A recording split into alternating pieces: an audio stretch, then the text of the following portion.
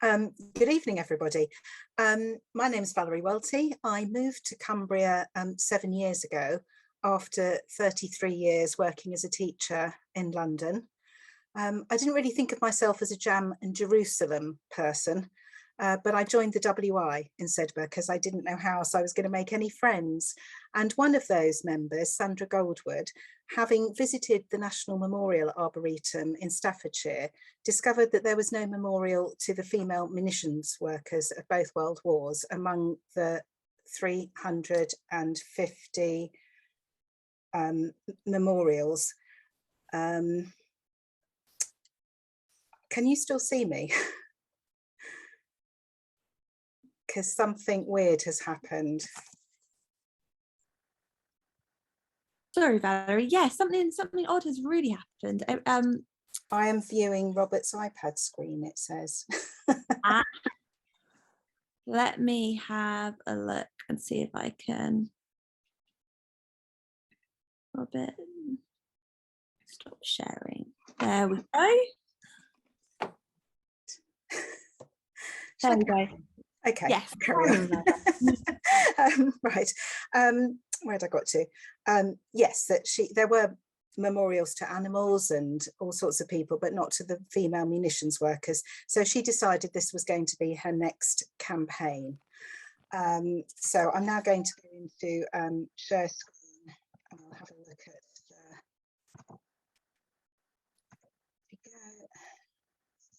let's do share sound.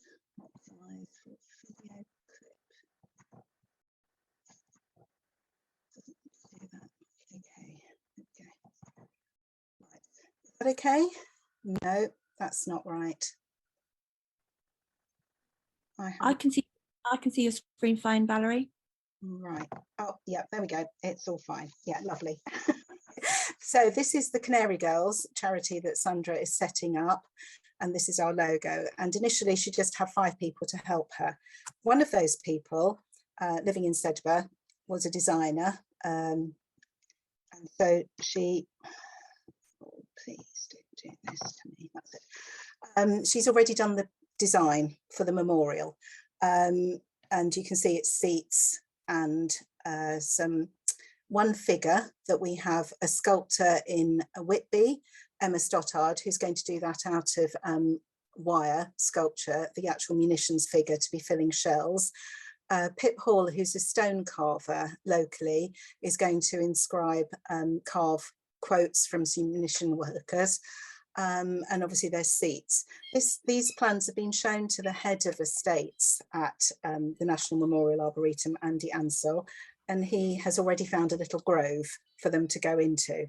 So all we have to do now is get the recognition backing of a national organisation, be registered as a charity and put in our official application, and then the real fundraising can go for this memorial.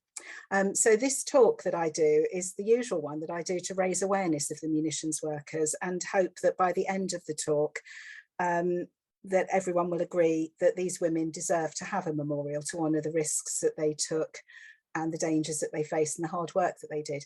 I don't really know what the audience is here. I've got a feeling that there's more historians amongst you, so I hope the talk is still going to be useful. And I have removed all of the information that I normally share about the Devil's Porridge Museum at Gretna, because I'm assuming that you know all of that. So that was quite a big bit of my talk.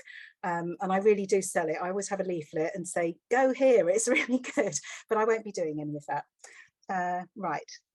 So I'm just going to take you back quickly to the beginning of the 20th century, just to remind ourselves that the suffragettes, Emmeline Pankhurst here, a very famous one, were despairing that it was a time of social unrest. They were asking for equal votes for women to be treated more fairly, but they felt that the suffragists' use of peaceful and constitutional means just wasn't getting anywhere. So they were using civil disobedience and direct action.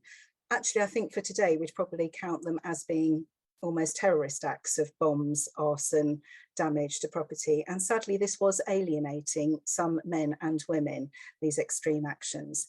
We also had unrest from the Labour Party and working class people saying, we have the right to vote, we have the right to education, we want to have the right to good health care and more fair share of wealth.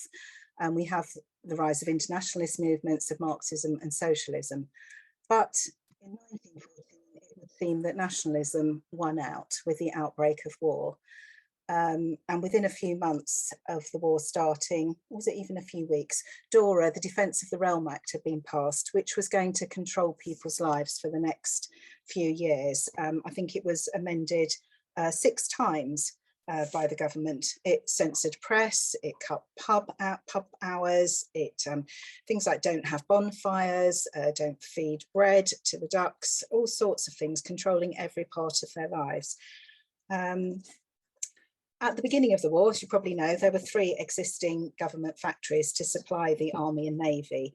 Waltham Abbey Powder Mills in Essex, the Woolwich Arsenal, South East London, and more recently Enfield in North London. But as was shown by an article that the Times published, which led to the Shell scandal in 1915, they just couldn't meet the need. The weapons and the ammunition was not getting up to the front to all these men that were being called on to fight for their country. And if they did get there, it didn't necessarily work. So we have David Lloyd George, who became Minister of Munitions in 1915 with the task of making everything more efficient. The Munitions Act was passed, which meant that along with DORA, the government could take over land, take over existing factories, and make everything more efficient. By the end of the war, there were over 200 factories devoted to all aspects of munitions. Now, you know all about his greatest project at Gretna and Eastriggs, which was in operation within a year as number 4 National Filling Factory. So I'm going to miss that bit out.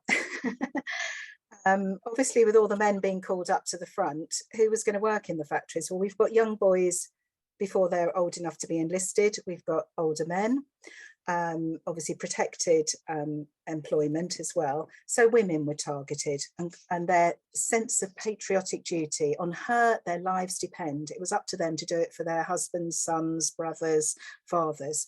So in 1914, just over 200,000 women working in munitions factories. By the end of the war, almost 1 million. 80 to 90% of the workforce were female in most of the factories by 1918.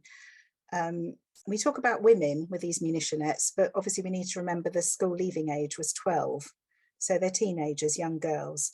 I believe they had to be 16 to actually work with the really dangerous explosives, but still very, very young. I think a lot of the photographs that you see from all the factories often have all these women, and then there's one man in his suit. Understandably, men and some women were very suspicious of all these women coming to work in the factories. The men were concerned, would they get their jobs back? So we had war duration contracts were made in agreement with the trade unions. They were also concerned about dilution, that to make production more efficient, this complex process that one man had taken a very long time to do was now broken down into simple repetitive tasks so that unskilled workers could be taken on and paid less with a minimum of training. But the men were still the supervisors. So you get your group of women and your man in his suit who's being paid more and telling everyone else what to do. Does that set a precedent for what came later? Perhaps. So what were the women actually doing? Obviously, there were no job descriptions as we get now, so they didn't know what they were getting involved in.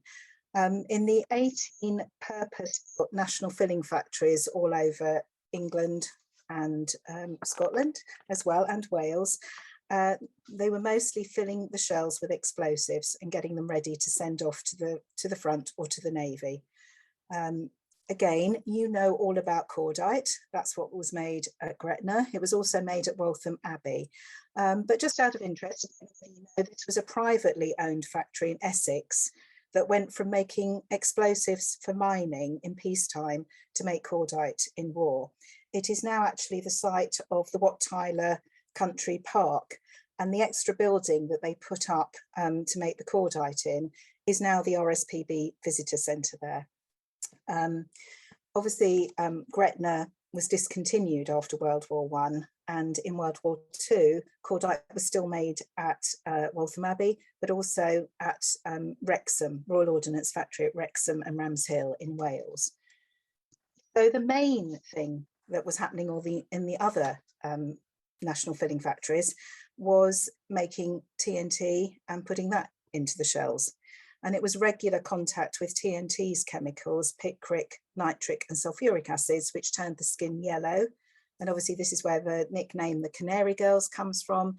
This is why we've called the charity Canary Girls. This is why we're wearing yellow poppies, which in Sedbergh and around Cumbria this year, we actually made wreaths with yellow poppies, and we've been able to lay those on memorials as well. Ethel Dean, who was working at Woolwich Arsenal, said, "You expected to feel poorly. Our skin was perfectly yellow right down through the body, our legs, even our toenails." And Gabriella West at Rotherwas, number 3 National Filling Factory in Hereford, wrote in her diary, "Even the rabbits' underbellies were yellow from what was in the atmosphere."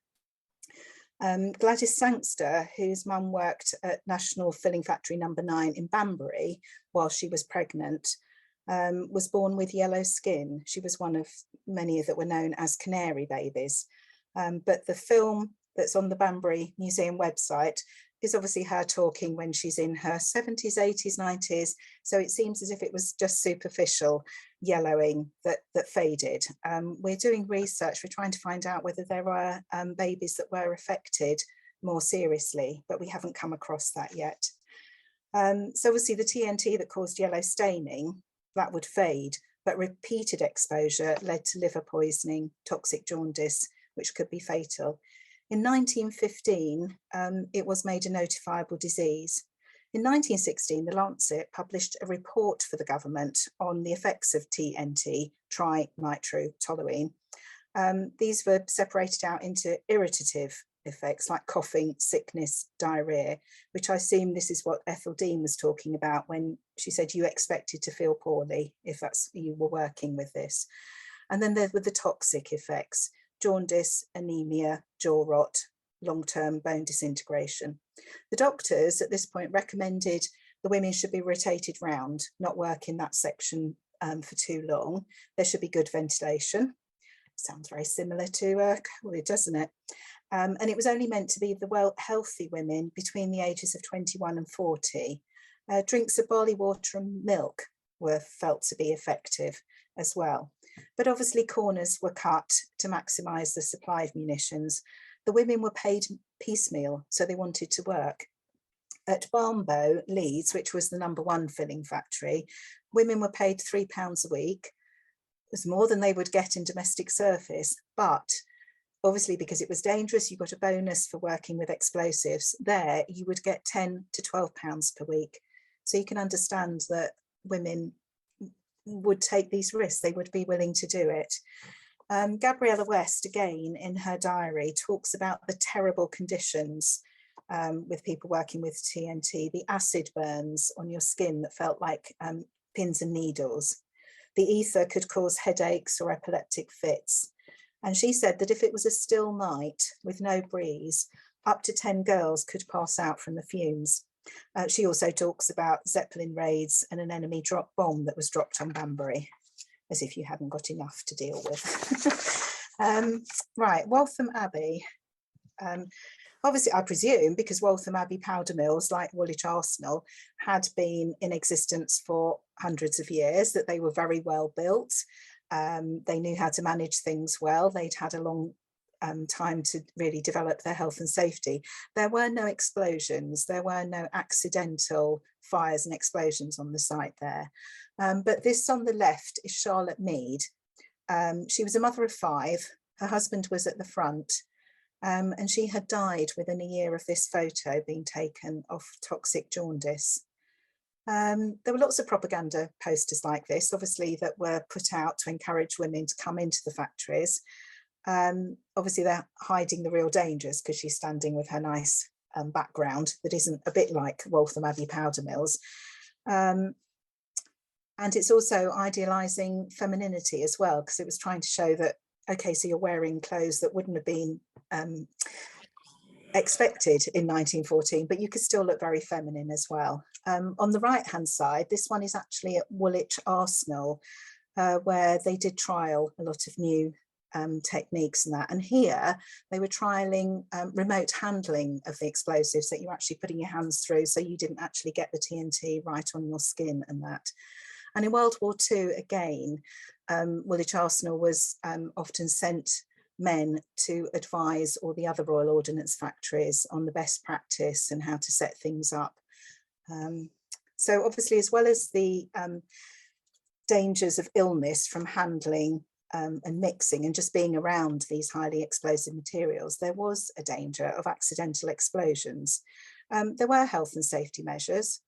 When the women arrived at work, they had to strip off to check that there was no metal clips in their clothes or anywhere on them, and then they would put on their work uniforms, which had to be tunics, cloth belts, no metal buttons, felt leather shoes, no metal fastenings, the cloth caps to keep the hair out of the way. They had contraband boxes to leave the cigarettes and the matches and the hair grips in, that they could pick up at the end of their shifts. They were searched by men.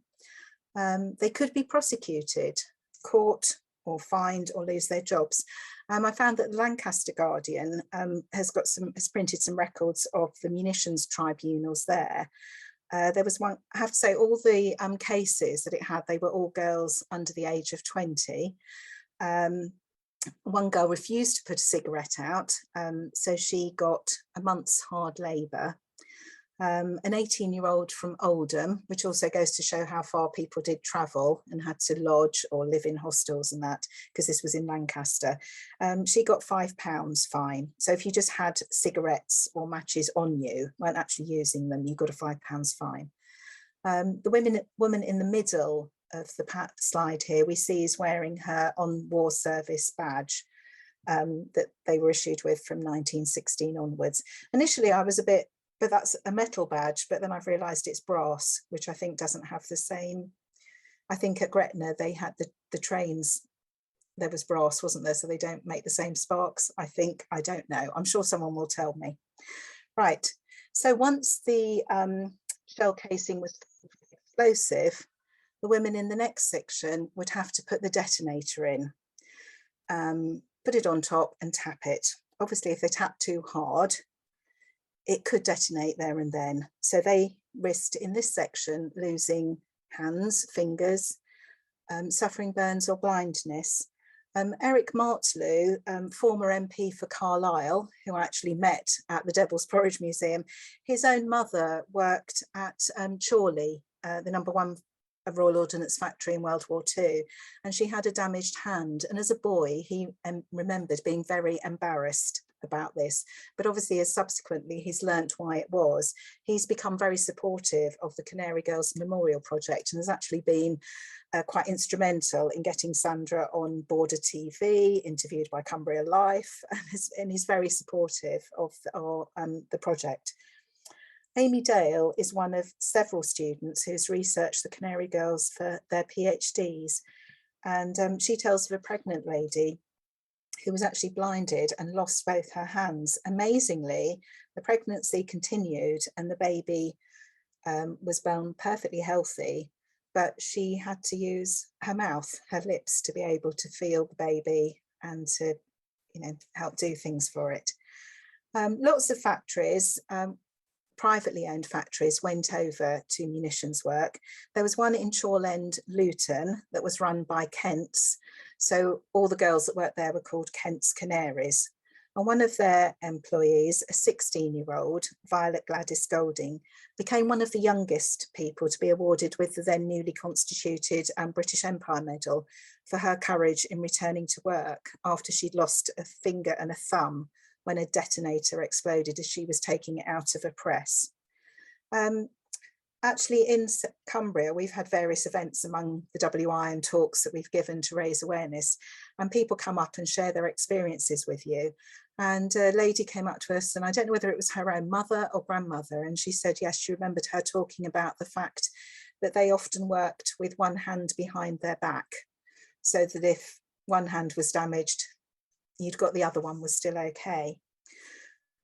Sadly, I will get more cheerful afterwards, but I think we have to know that they were facing these risks every day, and they did work very hard, even though they had camaraderie, they had independence that they'd never had before. Sadly, there were explosions that caused fatalities. The top of this slide is Barnbow, Leeds, which was a really big national filling factory in World War One. And sadly, obviously, the way that they constructed the purpose-built factories was that each section was very separated out, like at Gretna, with the walls that went right up to the ceiling, so that if an explosion did happen, it was confined to that one room. And this happened there in 1916. Room 42 exploded and 35 women were killed. But explosives were being made the next day. It went on. Now, due to DORA, the Defence of the Realm Act, like lots of things, events like this, it wasn't reported fully. All the press were allowed to say was there'd been an accident, and that was it. And it wasn't until 6 years after the war that the full story came out. There is now, as you can see on the right, there is a memorial now to these Barnbow lasses at Manston Park in Leeds. And in the centenary of the First World War, a play was commissioned, and it was written by Alice Nutter, who actually has changed, I don't know whether you know, but Nutter was the surname of one of the Pendle witches. And this playwright has actually changed her name by deed poll to have that. But she wrote a play that was the Barnbow Canaries, and there's a little photograph of it being it was put on at the West Yorkshire Playhouse in Leeds. Underneath, it's the photograph that's an example of an explosion that happened at a privately owned factory. And sadly, the explosions that happened at these factories often killed a lot of civilians as well, because the factories, they weren't purpose-built. They were in the middle of, this one in Ashton-under-Lyne was actually in the middle of a housing estate. There was a school nearby. Amazingly, they let this factory go over to munitions, and it was just a few yards from 2 gas storage tanks. So civilians were in danger. So when there was a fire and explosion here, over 40 people died, including 7 school children. The co-director was actually Sylvan Dreyfus, relative of Dreyfus of the anti-Semitic case in France. So this is actually, you can find information about this on the website. We Were There Too, of British Jews, just pointing out that there were Jews living in England and being involved in the war. It wasn't just refugees coming over, escaping from the Holocaust in the Second World War. Again, there was a little musical put on at the centenary of the First World War. The school, St. Peter's Primary School, where 7 children had been killed, they put on a little musical to remember this. And there is a memorial again there now. Although a local historian, Alan Rose, said, as you can see in the middle picture, there was a mass funeral, 40 hearses lined up that you can see in front outside the town hall. But there was a tendency of it being forgotten, just let's not think about it, let's just get on with life. Perhaps because events away from the front line were pushed to the back of people's minds. And most of the victims were women. I don't know whether that did make a case. Another very famous place where a lot of civilians died was at Silvertown in West Ham, again, where the similar sort of thing. And you just think, gosh, so many homes, people must have lost their homes as well as the people actually dying in the explosion. It must have been difficult. Home, to me anyway, Morecambe, which is now the White Lund Industrial Estate. There was a national filling factory there. Obviously, you've got these very volatile materials again. So I think the records are never sure whether a spark causes an explosion and then the fire spreads, or whether there's a fire that then sets off all these explosive materials that are there in the shells, half-filled shells. But on the night of the 1st of October 1917, there was an explosion or a fire here. and it actually continued over the next few days. Amazingly, only 10 people were killed, and they were actually the firefighters that came. The explosion went off at 10:30 at night, and that was when all the workers were in the canteen. So that saved them. There's lots of, on the Heysham Heritage online site, there's lots of eyewitness records and that. And the little girl on the right is Anne Harrington, who was aged 11 in 1917. And she'd come to live in Morecambe because her father was a supervisor and they'd been moved there. So in her 60s, she handwrote all her remembrances of that night. And there's lots of talk about people just running all the way to Morecambe Bay to get away. They were so frightened of actually standing on the pier while the shells are coming over the top of them. And her father, because he was a supervisor, felt that he ought to get back to the factory.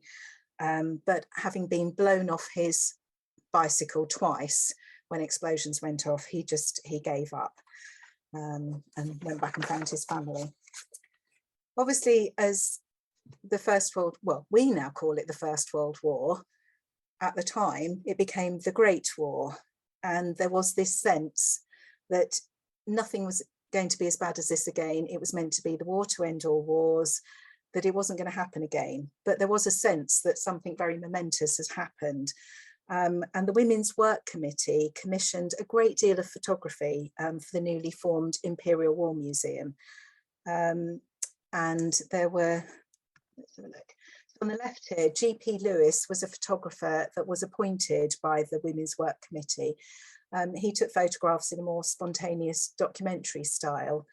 Meanwhile, Horace Lewis, he was the full-time photographer of the home front, and he took more staged, beautifully lit photographs. The one on the right is of Chilwell in Nottinghamshire. Obviously, there were lots of factories that had gone over to munitions work, and I think they also felt that they wanted to capture something, because this was never going to happen again, all these women working in their factories. So steel forging was considered men's work. It was so heavy, but women did do it. There was a national projectile factory in Lancaster, and almost 50% of the 8,656 employees were women. And another one was Kilnhurst Steelworks in Rotherham, that they went over to munitions and made 6 million shells. And they did have women working there, forging the shells. The owners commissioned a painting in 1918 by Stanhope Alexander Forbes. And in 1984, this painting was bought, I think, or was put on show by the Imperial War Museum. So BBC Sheffield tried to track down some of the surviving munitionettes, who obviously by then were in their 80s and 90s. And hopefully we can hear them doing some reminiscing now with their lovely accents. Oh, it doesn't want to do it. Right, there we go. Now, I don't know why, but when I start this, it starts with the last few words. And then hopefully. The painting at the Science Museum in London showing a shell factory in Rotherham during World War I. Like many other steelworks during the war, John Baker & Co.'s Kilnhurst site was converted to make ammunition. The company produced over 6 million shells, and women made up a large part of the workforce. The company commissioned a painting in 1918 by a famous artist, Stanhope Alexander Forbes, as a record of the war effort. When it was purchased by the Science Museum and put on display in 1984, some of the surviving women who had worked there were tracked down and spoke to BBC Radio Sheffield. 30 years ago, Sarah Tooley, at 91 years of age, was the oldest. Betty Muscroft and Lydia Newby were 82. So that's you? That's me. Knocking the shells out of the way as the press drops? Definitely. He stood there painting it. I remember watching him, but we weren't allowed to go and talk to him to distract him. It was beautiful work in there. There was no fussing about. You did your job and that was it. Some of them used to faint sometimes with the heat, but I didn't. I was strong and hefty. I could do a man's work. We used to pack them in boxes, these shells, and I once put a letter in a box to one of the lads in Germany, and I got a reply. And he wrote to me for a long, long time. And then whether he got killed, poor lad, I don't know, but I never heard any more of him. I was going out with some friends on the Sunday night, and I heard they wanted some girls at the baker's works, and they set us on to fill a wagon with the noses, what fits on the end of the shells. And they were heavy, and my hands, they were sore as bars when I got home. In fact, my mother cried. She says, "Are you forced to do this?" I says, "Well, I am. I want the money." So I kept it on. We had a great night. I tell you, we all got dressed up. Somebody brought me a green feather boa. We wore paper hats. We got drunk, port wine, cigarettes. And it was about 3 o'clock in the morning. We never did a job that night. We got paid for nothing that night. Did you wish that you could have worked in the Second World War? Yes, I wanted to go. And my husband says, "No, you're not going. There's going to be no 2 snacks in this house." So I had to be content. Many times I've thought about it. Fancy I've made shells to kill someone. It was just a job. We did it and we didn't think about it. It's only that I've thought about when all this here killing's been on at different places. I thought, well, fancy, I've done shells that killed the men at the war.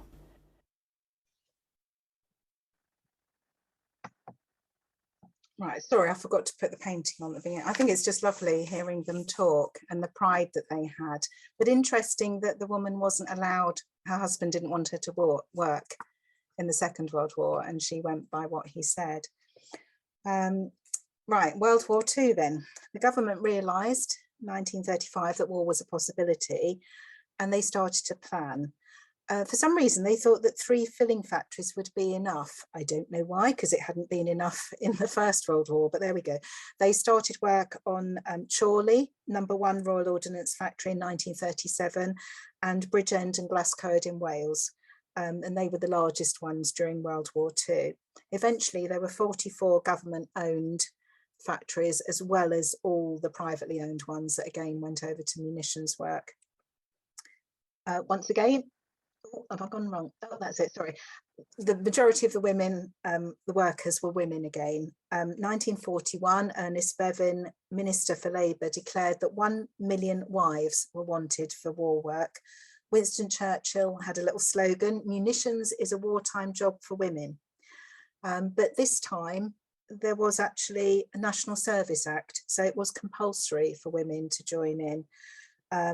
All unmarried women aged 20 to 30, later it was extended to 19 to 43 years old, had to join the armed forces or work in a factory or with the Women's Land Army. Married women could opt to do it as well. So by the middle of 1943, 90% of single women and 80% of married women were working in factories, far more than the Land Army or the services. The Land Army now does have a memorial in the National Memorial Arboretum. So it seems unfair or not quite right that all these women were working in the munitions factories and yet they don't have a memorial. I have to say, I didn't realise that there was sort of conscription for women. My mum used to talk about working in a factory in the Second World War, and I didn't really know that it was something she had to do, that you had to sign up.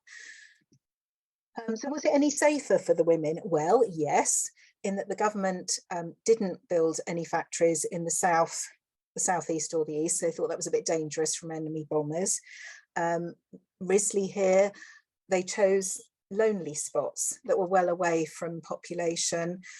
Aycliffe, Durham, and I think again Rotherwas carried on at Hereford. We're in sort of low-lying marshy land so that the factories would be camouflaged by fog and mist and they wouldn't be hit by the bombers. Obviously now, and this is Chorley on the left as well, which they built 25-foot high earthworks, reinforced concrete walls between the single-storey workshops and the train lines. They had underground magazines for storing things. Obviously, a lot of them now they've either been flattened, like Pemberley in Wales and Risley for country parks, or some of them were flattened and had new villages built on them. Buckshaw was built on Chorley, Newton Aycliffe at Aycliffe. But every filling factory that was built automatically had a hospital and a mortuary. So one assumes that the government was thinking that there were going to be workers' lives were going to go. And perhaps some of the things that they did were just to limit the disruption and reduction in the production of the shells, rather than thinking about the lives of the women. So the women were still working with the same explosives, the same toxic chemicals. So they were still could get the same illnesses. There could still be the same accidental explosions. Again, they still had the continual 8-hour shifts to keep the factories working 24 hours a day. They quite often did back-to-back shifts. They were on their feet for long hours. They were only allowed a 10-minute toilet break. I do remember my mum talking about that the factory she worked in, the toilet was right down a yard, a long, long way away. If you took more than 10 minutes, some of your pay was docked. But again, we've talked about, you know, all these dangers, all this unpleasantness, but actually in a news article written in 2017, interviewing two ladies then in their 90s, Louisa Jacobs and Amy Hicks, they talked about how they would sing from night to the early hours of the morning to keep themselves going. And there was, you know, they were all together. And again, they did have some independence. They went out from the home, they were earning money, they were doing their bit. Once again, the government and the managers weren't that open about what was going on in the factories, obviously, and this time you had to sign the Official Secrets Act. But obviously the Second World War was only 20 years after the First World War. So like that lady in the film we heard, she could have worked in the factories. She had already worked in the First World War. So you might have worked in a factory yourself, your mum might have, your gran, your aunt. So you had more idea of what was going on, which actually in a way shows how very brave they were and resilient, that they knew the dangers, but they wanted to do it anyway. Why did more of them pick the factories? I suppose there was more likelihood that you could live at home and travel, whereas if you were going on the land army or into the services, obviously you would be sent abroad and go away. So maybe it was that you could carry on with family life, looking after the children, and the rest of your family. So maybe that's why it was more popular. There do seem to be slightly stricter regulations. You now had shifting houses that you went into to change into your uniform before you went onto the clean ways. And the clean ways were where the most dangerous explosives were. You actually had lockers to put your banned materials in. And as well as the previous metal things and cigarettes and matches, now nylon, silk, and sugar was banned because they could cause a spark as well. Nelly Bagley, who had her first shift at Rotherwas in Hereford on her 18th birthday in 1940, talks about, again, having to strip down to her underwear to check that she had no metal clips on her bra and no hair grips. And she talked about all the time you felt you were being watched. Gwyn Tucker was working in a cafe aged 15 in Wales when two men came in and offered her, when they'd had their tea, offered her higher wages than her dad was earning down the mine. So she started working at Glascoed in Wales, but she was actually taking the trolley round to the canteens. But even so, she had to put on special clothing because she was going to the clean ways. And she said, we served everyone working in the TNT sheds with a glass of milk and a bun. It was compulsory for them to have the milk, as it put a lining on their stomachs as they were working with TNT. And she talks again about one woman kept a hairpin in her hair, which fell out in a TNT shed and caused an explosion. She suffered badly, and two young men who had come there from the Woolwich Arsenal, Greenwich, that they lost their legs. Right, this is again nearer to me, the Western Lakes, Cockermouth. There was at Broughton Moor, there was a Royal Navy armaments depot, which was known locally as the Dump. And there's a little audio of a lady talking about the fact that her mum used to go on about an explosion and her running home because she was so worried, frightened by it. And they just thought, oh, here she goes again. And then 50 years later, when records opened in 1994, there was a notice in the local paper in 1994 that there was going to be a memorial service for the women who had been killed in an explosion there. And it was only then, because it was 50 years and the Official Secrets Act didn't apply anymore, that they thought, oh, she wasn't making it up then. She'd worked there and that really did happen.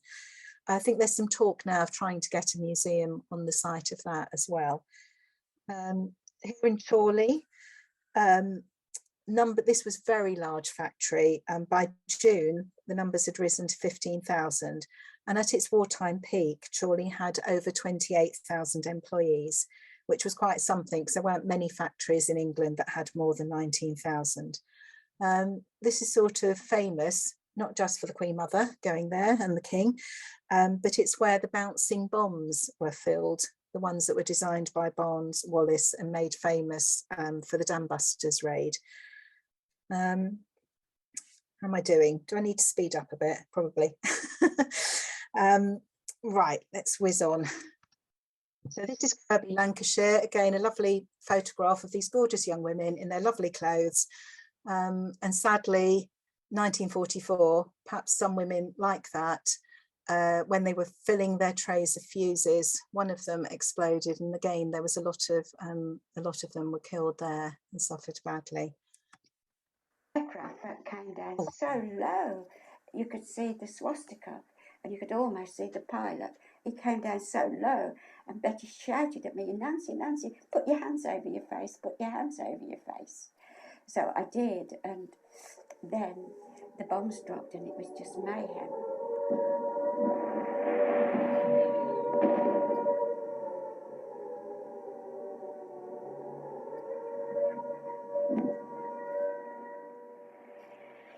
It happened about 6 o'clock in the morning. We were just finishing work, and the girl, I always remember, and it's always stuck in my mind, next to me said, "I'm so tired, Nancy, I could sleep forever."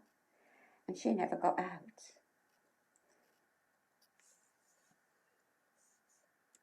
I knew the others hadn't got out because we were the only two that ran out. And I thought, oh my God, where are they all? Sorry, I forgot to do, that was a little clip of a lady, obviously, who had worked at Rotherwas. And I just found it very touching that obviously she talked about the fact that they were coming off night shift, and the girl next to her, I don't think she even knew her name, said, "I'm so tired I could sleep forever." And obviously she did, because that was the night a bomb was dropped. Right, so as well as we've talked about all the risks that these women faced as they were filling shells with explosives and putting detonators on top, but I think we also owe them thanks for the precedents and the first steps that they took in challenging lots of the limits that were set on women at that time.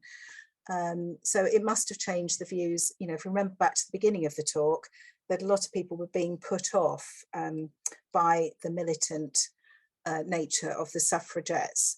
But I mean, I know this quote is in your Devil's Porridge leaflet of Arthur Conan Doyle saying, "Hats off to the women of Britain, even all the militants shall in future not prevent me from being an advocate for their vote." And so I think a lot of people must have been impressed by the fact that women had shown that they could do what supposedly only men were meant to be able to do.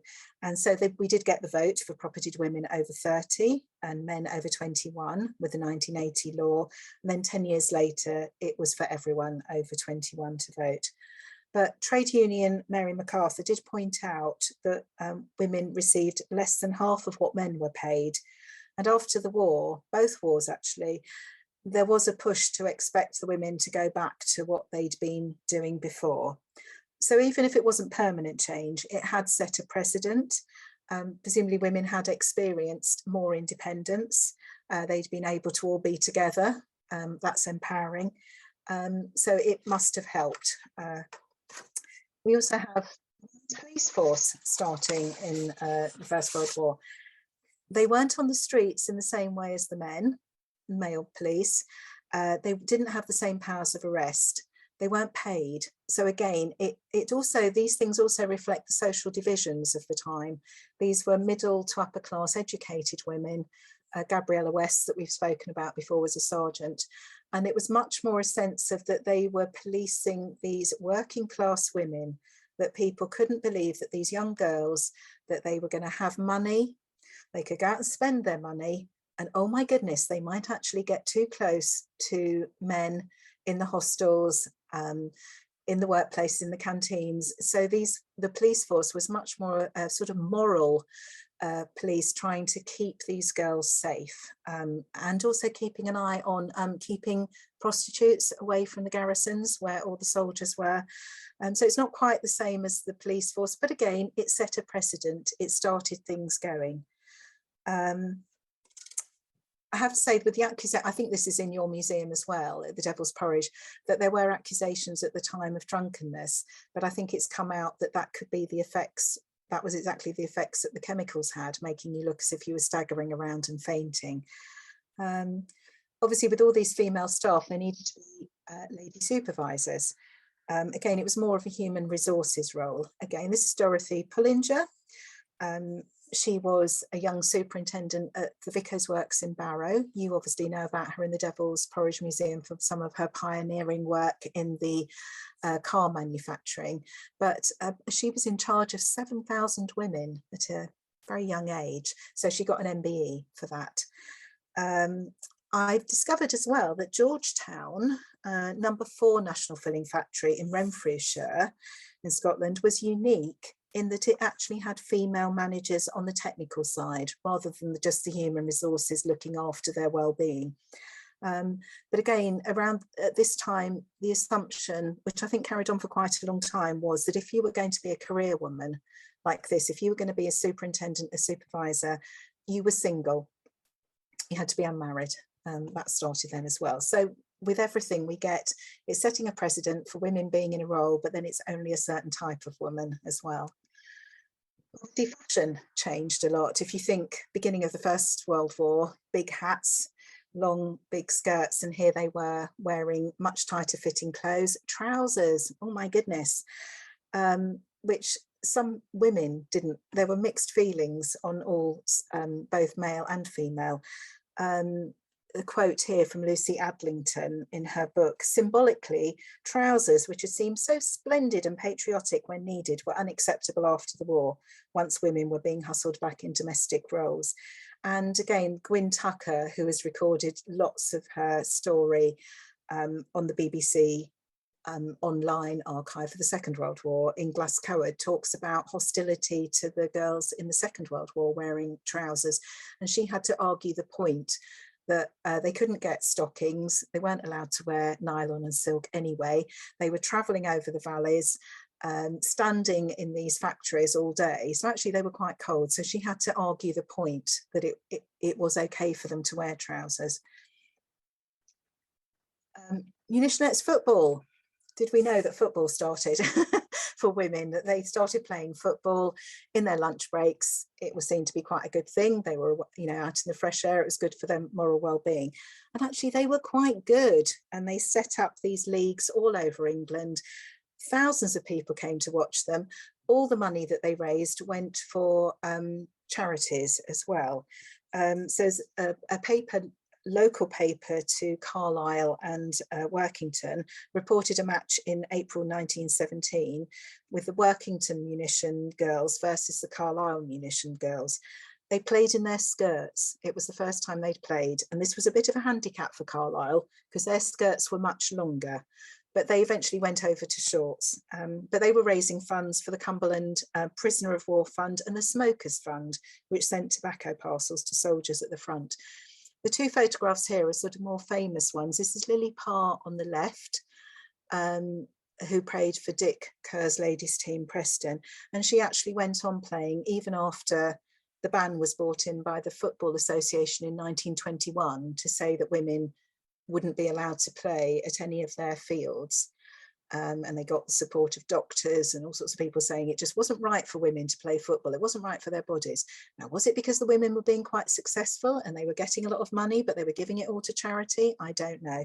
But that ban stayed in place till 1971. But Lily Kerr carried on playing and finding other ways to encourage girls. And she, I think, is still the only woman that has been in the English Football Hall of Fame. The team on the right is Blythe Spartan Ladies, and they've got 2 famous girls, well, particularly Bella. War who scored a lot of goals, and this was a photograph taken like at the final, and another of the women, Jenny Morgan, came along after her wedding, straight from her wedding, and helped score some of the winning goals. At the moment, there's been well, I think it might have finished now. This spring, there was a play by Ed War that was on in the northeast of England called War Bella that was really praising the efforts of these. I have to say, I also found yesterday, doing some research, the 1918 Glasgow Celtic Park, there was a match in between, an international match, ladies one, between Scotland and England. Again, it was munitions workers and that, but there's different accounts between either 7,000 or 15,000 crowd came to watch them. I can't remember now whether it was Scotland or England that won. Right. See, they had to, with so many women and travelling away from home, a factory design had to take into accommodation. I know that you know that at Gretna, like at Arsenal, they were model settlements to begin with. Right at the beginning of the war, there were architects who were committed to the Garden City ideal. So they built lovely, well-built houses with village greens and sloping roads. But as the Ministry of War got more involved, and actually it mattered more that things went up very quickly at the least cost, most women were then housed in wooden single-storey huts like this. And some of them lodged with locals. To bring people in from all the villages and cities around. At Barnbow near Leeds, which was called a city within a city because it was so big, they put on 38 extra trains a day for transport. I find this amazing. I suppose it's because they didn't have at that time have to bother with any planning permission or thinking about health and safety. But it seems amazing to me. It was like, okay, we've got all these people coming. Oh, let's build some more train stations. Oh, the platform's not long enough. Let's just build a longer platform. And it all happened so quickly. And then it just all got dismantled, knocked down at the end of the First World War. Glasgow in Wales, anybody that had vehicles had to, they got paid a very small amount, but they had to transport the women to work. I think we also have to think that when they were trying to travel, particularly in London, there's one girl, Molly Radley, who talks about her nightmare journey getting back from the powder mills in Essex back to Hertfordshire. So you've done a shift, a long 8-hour shift, maybe a back-to-back one, and then you're trying to get home, there's a blackout, so you can't actually see where you'll get, you know, the trains might have to stay in tunnels if there's bombers coming over. That was all on top of your working day. Molly's mum wanted her to work at the powder mills like she had in the First World War because she wanted Molly to be able to earn enough money to buy a sewing machine, and she did earn a lot more than she had as a lady's maid pre-war. They also had to think, all these women on site, what are they going to do for food and meals? Men before could go to the pub, that wasn't okay. So they had to build canteens. This is the National Projectile Factory where the women were forging shells in Lancaster. Massive amount of women, and it doesn't look that great a canteen to me. You know, it looks quite a dumpy sort of room. Whereas the next one looks a bit nicer. And I find with lots of these photographs, you think, do they actually do them up a bit like teachers? And when you know that you've got an inspection, you do everything the way you should with the tablecloths and everything.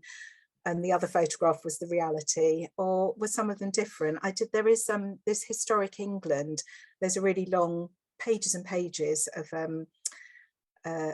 records that have been done because a lot of sites were being lost. And there was something there that again said about showing the social division, that in the canteens, the tablecloth tables were at one end and they were all for the supervisors and the managers, whereas all the other workers were down the other end in the slightly more basic thing. So I don't know which it is, but obviously I think it shows that what nowadays we would think about, thinking about mental well-being, that they did have recreation rooms, they did put on concerts, social gatherings.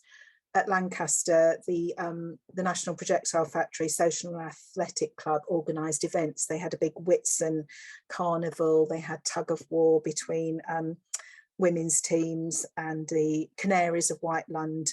They lost to the National Projectile Factory 9.2s. There were lots of things that they knew that they had to put on for people. So why do we talk about the forgotten heroines? I'm really sorry, I've run over time, haven't I? I've nearly got to the end. Why were they the forgotten heroines? Well, we've talked about the Defence of the Realm Act, the Official Secrets Act, so they didn't talk about what they did. I presume the women felt they couldn't talk about their experience because it wasn't as bad as the men at the front. And I assume that after 4 years, people didn't go on about things in the way that we do talk openly now about things. And I assume after 4 years of World War I, 5 to 6 years of World War II and rationing, people wanted to get on with their lives. And everyone had been involved in some way. Even if you're a conscientious objector, you'd been involved. Everyone had just been doing their patriotic duties. So I assume it was like, don't make a fuss, let's get on. The memoirs that were written were obviously written by better educated women. We know about the ATS, Princess Elizabeth was in it. I know about ambulance drivers in the First World War because they were, again, women with independent means and better educated with right stories. And as we've seen, there was a certain amount of social stigma about the girls in munitionettes factories because they were more working class girls. They were accused of doing it for the money. There were these accusations of drunkenness, which might be the chemical fumes. They wore trousers. They, you know, it seemed inappropriate. So there was some people not looking at that as if it was such a good thing. Glynis Gwyn Tucker again talks about the fact that because of all the chemicals that touched the hair at the front of the caps, it looked as if the hair was all dyed different colours, and only women of a certain type dyed their hair. So they had to put notice in the local newspaper to try and explain to people that it was the shellite or the cordite or the TNT that was doing that to see. Munition workers at the time do seem to have been valued for the war work that they were doing. On the left is a photograph from Pembury in Wales of 2 girls that were died at the factory, and they do seem to have had a military style funeral. And again, the one on the grave on the right is again from someone at Kent's Canaries, and there is a talk of her with a semi-military style funeral, that they had a coffin draped with a Union Jack, conveyed on a gun carriage, accompanied by all their workers in their on-service badge uniforms. So it does seem to be that they were valued at the time. There have been lots of recent campaigns, particularly at the centenary of the First World War. I suppose there was a sense of, if we don't write down these people's stories, they're not going to be alive and we're not going to know about it. So there are memorials, as I've shown in the talk, at the sites of where there were explosions and women were killed, at Kirby, at Barnbow in Leeds. There are memorials at the sites of particular filling factories. This one on the left is Swinnerton. The women who worked there were called the Swinnerton Roses. So there's a rose bed. This Swinnerton is actually near Stoke, and it's near the National Memorial Arboretum. So they have actually got a rose bush in the National Memorial Arboretum. At Aycliffe, where they were the Aycliffe Angels, they were given that name from Lord Haw. He was saying the little angels of Aycliffe won't get away with it. There's a memorial there. And as Aycliffe was actually in Tony Blair's constituency, when he was Prime Minister, the Queen came and they were at the memorial service then. Rotherwas in Hereford, they started a campaign for all the munition workers at that site to be honoured. It was fronted by Kate Adie. It got as far as Prime Minister's Question Time with Theresa May. She actually had some of the survivors for tea with her at number 10. And now, if you're a munitions worker in the World War II or a relative of one, you can apply for a veteran's badge. 2012 was the first time that munitions workers were represented at the Cenotaph on Remembrance Sunday. And there was an all-party group in the House of Commons that on March 2013 did call for recognition of munitions workers, the majority of whom were women. And it's actually your ex-MP Russell Brown, I think, who played a key role in that. But sadly, a lot of the MPs lost their seats after that, and that all-party group, although they said, yes, the women deserve to have a memorial, I don't think it's in existence anymore. So we're trying to contact MPs that were involved in that and ex-MPs. There is now 2014 a monument that you can see here in the cenotaph that is to all the women of World War II, that's up in Whitehall. There are lots of books. Kate Adie's got one, Fighting on the Home Front, another one, On Her Their Lives Depend. There are stories, you know, there's fiction ones as well. As you've heard, there are plays, there are musicals, YouTube films. If you go to museums that are near the sites, the Imperial War Museum and BBC Sounds have done some lovely audio clips. I played you a couple of World War I at home. There's the BBC World War II online archive. So there are all of these separate things going on to try and remember all the women. But what we think is really nice to do is to bring all these efforts across all the country together in one memorial, so that you don't remember just the women that killed, not just from one world war, not just those who worked in one filling factory, but all the women who worked in all the munitions factories all over the UK in both World War I and World War II.